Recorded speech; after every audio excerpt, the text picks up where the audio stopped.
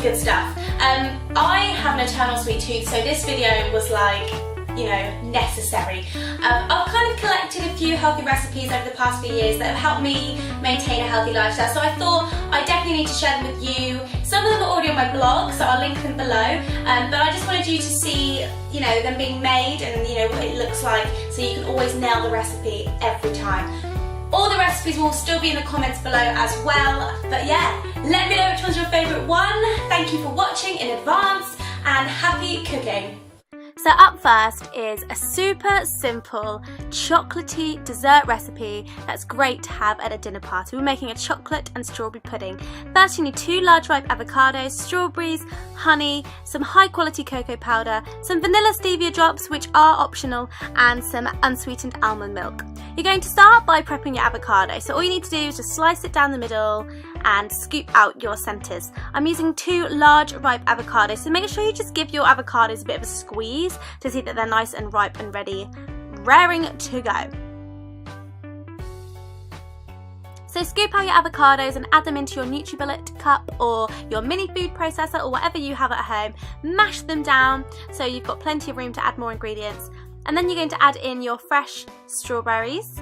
I'm using about 200 grams of strawberries, but if you want all the exact measurements for every ingredient, I will be putting all the recipes in full in the information box below. So then I've added in some cocoa powder, some honey to add a little bit of extra sweetness, and then I'm adding in a splash of almond milk to get that really good pudding consistency.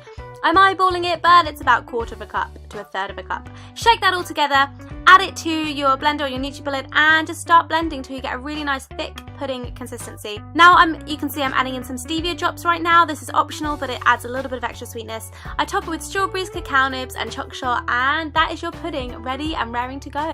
Like I said before, this is great for a dinner party, and the best thing is you can store it in the fridge and keep it for a couple of days more, so enjoy. And now we're moving on to some healthy baking. I have made this banana bread countless of times. I've shared the recipe with you on my blog and you guys have loved it, but today I'm showing you a bit of a twist. So you're going to need 2 ripe bananas, 2 large eggs, coconut oil, some coconut flour, some Sucrin Gold, which is a brown sugar alternative great for baking, some porridge oats, some cinnamon, baking powder, and fresh blueberries. This cake is so simple to make. It's pretty much an all-in-one method, bar the blueberries, which you'll leave until the end. But you're going to start by adding in some ripe banana into a large mixing bowl. Once you've added those, you're going to add in your 2 eggs. This recipe requires that we have oat flour, so I make that by simply blending up my NutriBullet. I'm adding in that to the bowl along with the coconut flour, which is about 1/2 a cup. Then we're adding in 1/3 of a cup of the Sucrin Gold, which is that brown sugar alternative. I'm adding in some melted coconut oil, some cinnamon. Then you add in your almond milk, which you'll notice you will need a lot in this recipe as coconut flour tends to absorb a lot of liquid, so you'll probably need to add a bit more later. Start beating this together with a wooden spoon before getting in there with the electric blenders and getting a nice thick and creamy cake mix ready for your tin. So this is the consistency you want, but if it looks a little bit dry, add in a splash more almond milk. And for the last step, stir in your fresh blueberries into the batter carefully with a wooden spoon. Then it's time to line your loaf tin with some greaseproof paper. Now I always make a bit of a mess of this, but I get it done. However, I would totally recommend buying loaf tin liners, but I wanted to show you my attempt at making my own. It is quite simple to do. As you can see, once you pour that cake batter in, it's going to weigh the liner down anyway, and just make sure it's nice and spread evenly so you get a nice even bake. So this is the cake spread nice and evenly, ready to go into the oven. You're going to pop it in the oven for about 20 minutes on the top shelf, and it should come out like this, nice and golden brown around the edges. A knife should come out nice and clean, and you should see those blueberries have started to melt. So delicious. I recommend serving this with some Greek yogurt or nut butter, or even both, and you'll be more than satisfied. On to what might be one of my favourite treat desserts.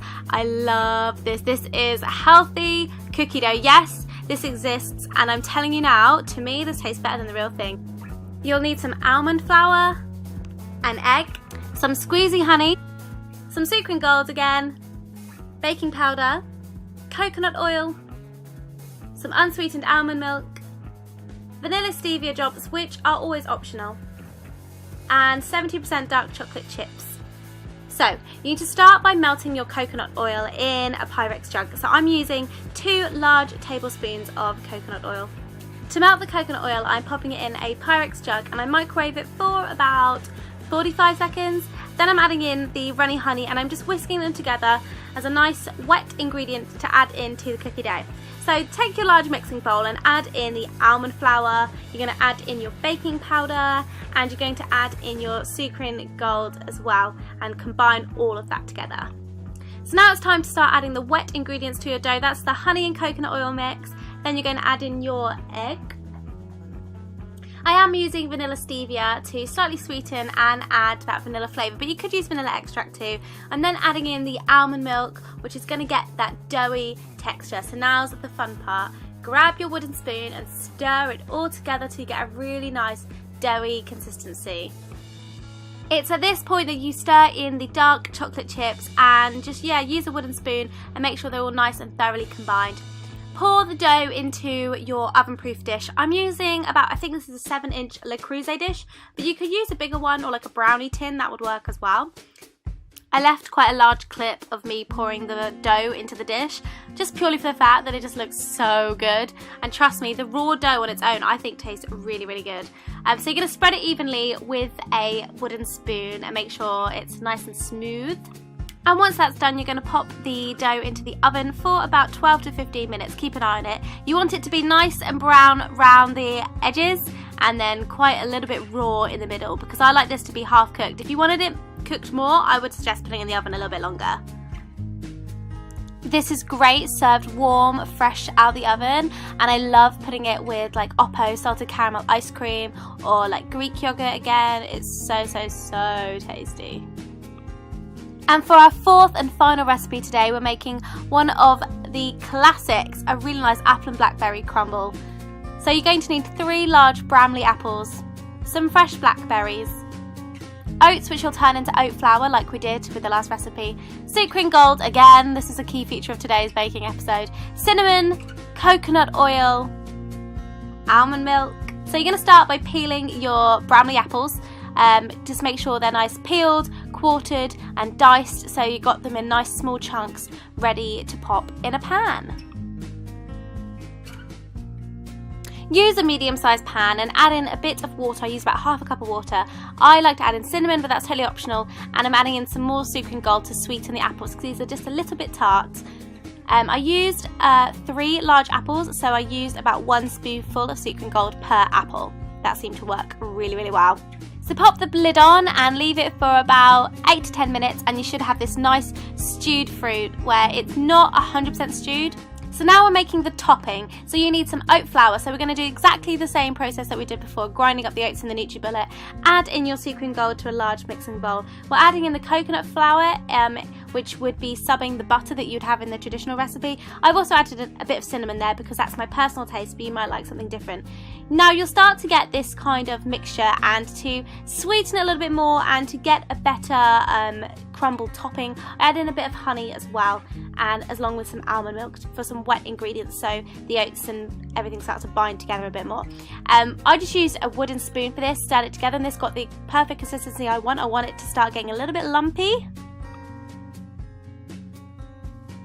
So the crumble topping's done, now it's time to assemble your crumble. So you're going to start by adding all the fruit. So I'm adding in the stewed apples first, followed by the fresh blackberries, which I'm going to stir in as well and combine them all so they're nice and evenly spread throughout the crumble.